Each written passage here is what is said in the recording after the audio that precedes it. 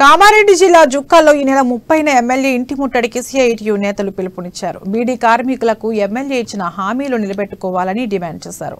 MLA ఇంటి ముట్టడి కార్యక్రమాన్ని జయప్రదం చేయాలని సిఐటియు జిల్లా కమిటీ సభ్యులు సురేష్ కొండ తెలిపారు.